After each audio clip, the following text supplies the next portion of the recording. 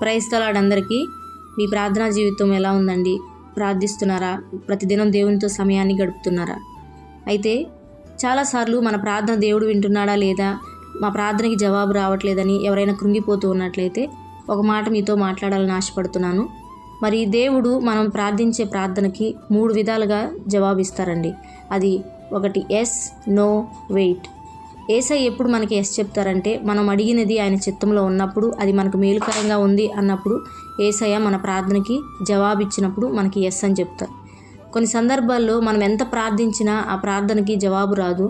ఎందుకంటే యేసయ్య ఆ ప్రార్థనకి నో చెప్పారు. అది ఆయన చిత్తంలో లేనిదని, అది దానివల్ల మనకి మేలు కలగదని దేవుడు ఎంచి దానికి మనకి నో చెప్తారు. అలాగే కొన్ని సందర్భాల్లో దేవుడు మనకి శ్రేష్టమైనది ఇవ్వాలి, ఆయన యొక్క మేలులను అద్భుతకరంగా మన జీవితంలో జరిగించాలి అని దేవుడు మన పట్ల ప్లాన్ కలిగి ఉన్నట్లయితే మన ప్రార్థనలు విని దేవుడు మనల్ని వెయిట్ చేపిస్తూ ఉంటాడు. అద్భుతం చేయాలని దేవుడు ఆశపడతాడు.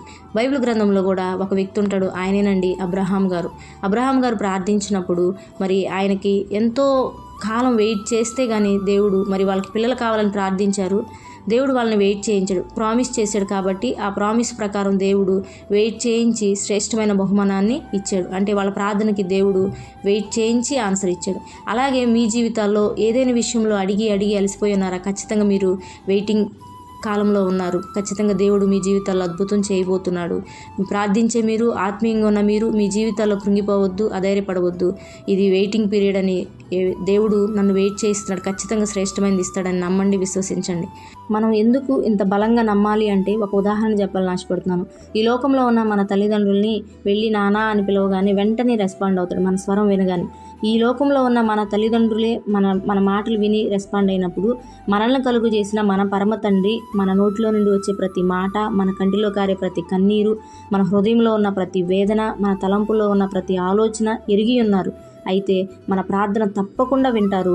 కరెక్ట్ టైంలో కరెక్ట్ సిచ్యువేషన్ వచ్చినప్పుడు దేవుడు ఆన్సరు మనందరి జీవితాల్లో ఇవ్వాలని ఎదురు చూస్తున్నారు. కాబట్టి విసిగిపోవద్దు, అలసిపోవద్దు, భయపడొద్దు, దేవునికి దూరంగా జీవించొద్దు. ప్రార్థించండి, దేవుడు గొప్ప కార్యాలు నా జీవితంలో జరిగించును గాక. ఆమేన్.